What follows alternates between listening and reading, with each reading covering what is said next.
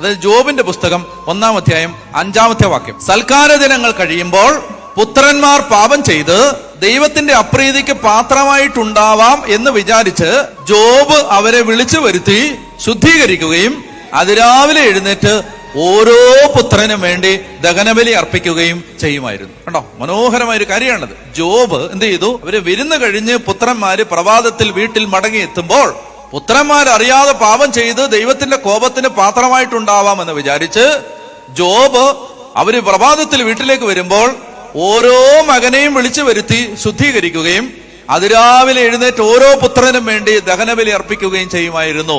അതായത് നമ്മള് എപ്പോഴും ബൈബിളില് ഈ ക്രോധം എന്നൊരു വാക്കുണ്ട്, റോത്ത്, ക്രോധം. ഏതാണ്ട് 566 പ്രാവശ്യം ബൈബിളിൽ ഒരു വാക്കാണ് ക്രോധം, ദൈവത്തിന്റെ ക്രോധം. അതെന്താന്ന് വെച്ചാല് ദൈവത്തിന് പാപത്തോടുള്ള ഇഷ്ടക്കേടാണത്. ദൈവത്തിന് പാപത്തോട് താല്പര്യമില്ല. കർത്താവ് തിന്മയെ വെറുക്കുന്നു.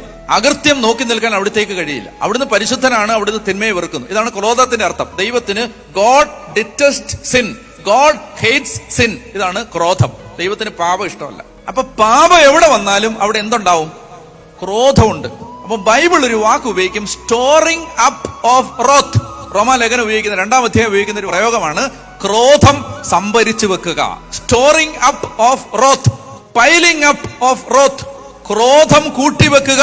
അതായത് നമ്മൾ തിന്മ ചെയ്തിട്ട് അനുദപിച്ച് തിരുത്താൻ ശ്രമിക്കാതെ പാപത്തിൽ തന്നെ ജീവിക്കുമ്പോൾ നമ്മൾ അറിയാതെ ഇങ്ങനെ ക്രോധം കൂട്ടി കൂട്ടി കൂട്ടി കൂട്ടി കൂട്ടി കൂട്ടി കൂട്ടി വെക്കും.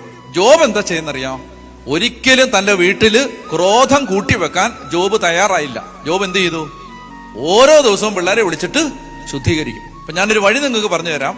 എല്ലാവരും ഒരു 2 മിനിറ്റ് അല്ലെ ഒരു 5 മിനിറ്റ് നിങ്ങൾ ഒരു ദിവസം എടുത്താൽ നിങ്ങളുടെ ജീവിതം വളരെ ആയാസരഹിതമായിട്ട് മാറും. നമ്മൾ മാസത്തിൽ ഒരിക്കലോ 2 ആഴ്ച കൂടുമ്പോഴോ ആഴ്ചയിൽ ഒരിക്കലോ ഒക്കെ നടത്തുന്ന കുമ്പസാരത്തെ കൂടാതെ നമുക്ക് ഓരോ ദിവസവും ചെയ്യാൻ പറ്റുന്ന ഒരു കാര്യമുണ്ട്. കിടക്കുന്നതിന് മുമ്പ് നിങ്ങൾ ക്ലീൻ ആയിട്ട് ഉറങ്ങാൻ പോകാവൂ. മുഖം കഴുകുക, കൈ കഴുകുക, കുളിക്കുക, ഇതല്ല ഉദ്ദേശിക്കുന്നത്. അത് ചെയ്തോണം. അതുകൂടാതെ മനസാക്ഷിയെ ശുദ്ധീകരിച്ചിട്ട് ഉറങ്ങാൻ പോകാവൂ. യാമപ്രാർത്ഥനകൾ ചൊല്ലുന്ന ആളുകളുണ്ടെങ്കിൽ അവർക്ക് അതിനകത്ത് പ്രാർത്ഥന ഉണ്ട്. അതിന് ഇനി അത് യാമപ്രാർത്ഥന രാത്രി ചൊല്ലിയില്ല, അല്ലെ ചൊല്ലാൻ പറ്റിയില്ല, നമ്മൾ രാത്രി ഉറങ്ങാൻ പോവാണ്. ഞാൻ സാധാരണ കുടുംബസ്ഥരെ കുറിച്ച് പറയുകയാണ്. നമ്മൾ രാത്രി ഉറങ്ങാൻ പോകുമ്പോൾ 5 മിനിറ്റ് കർത്താവിന്റെ മുമ്പിൽ ഇരുന്ന് അന്ന് സംഭവിച്ച തെറ്റുകൾ ഓർക്കുക, കർത്താവിനോട് മാപ്പ് ചോദിക്കുക, കരുണ യാചിക്കുക, എന്നിട്ട് ഉറങ്ങുക. മനസാക്ഷി ക്ലീൻ ആയിരിക്കും. എല്ലാ ദിവസവും ക്ലീൻ ആയിട്ട് നല്ല ഉറക്കവും കിട്ടും.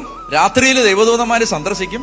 രാത്രിയിൽ വേണ്ട പ്രബോധനം ദൈവം തരും. ശിശുവിനെ എന്ന പോലെ ദൈവത്തിന്റെ മടി കിടന്ന് ഉറങ്ങാൻ പറ്റും. നമുക്കെതിരെ പാളയമടിച്ചിരിക്കുന്ന 10,000 ഞാൻ ഭയപ്പെടത്തില്ല, ഞാൻ ശാന്തമായി കിടന്നുറങ്ങി എഴുന്നേൽക്കും, ഞാൻ ദൈവത്തിന്റെ കരങ്ങളിലാണെന്ന് വചനം പറയുന്ന പോലെ ഉറങ്ങാൻ പറ്റും. സമാധാനം തരും. എവിടെന്നറിയാമോ? മനസാക്ഷിയെ നിർമ്മലമാക്കിയിട്ട് ഉറങ്ങണം. ക്രോധം കൂട്ടിവെക്കരുത്. എന്തിനീ തലമുറയ്ക്ക് വേണ്ടി ഓരോന്ന് കൂട്ടിവെക്കുന്നത്? നമ്മൾ ആഴ്ചയിൽ ഒരിക്കൽ അല്ല 2 ആഴ്ച ഒരിക്കൽ, മാസത്തിൽ ഒരിക്കൽ കുമ്പസാരിക്കുന്നതോടൊപ്പം, കുമ്പസാരത്തിന് പകരമല്ല ഇത്, എല്ലാ ദിവസവും കഴുകി വൃത്തിയാക്കിയിട്ട് കിടക്കാവൂ. ഒന്ന് സമാധാനമായിട്ട് കർത്താവിന്റെ മുമ്പിൽ ഇരുന്ന് അന്നത്തെ ദിവസം ഒന്ന് ആലോചിച്ച്, ഒത്തിരി തെറ്റുകൾ അറിയാതെയൊക്കെ ചെയ്യും, അറിഞ്ഞോ അറിയാതെയൊക്കെ ചെയ്യും, ഒക്കെ കർത്താവിനോടൊന്ന് പറഞ്ഞ് മാപ്പ് ചോദിച്ച് കരുണ യാചിച്ച് ഉറങ്ങണം.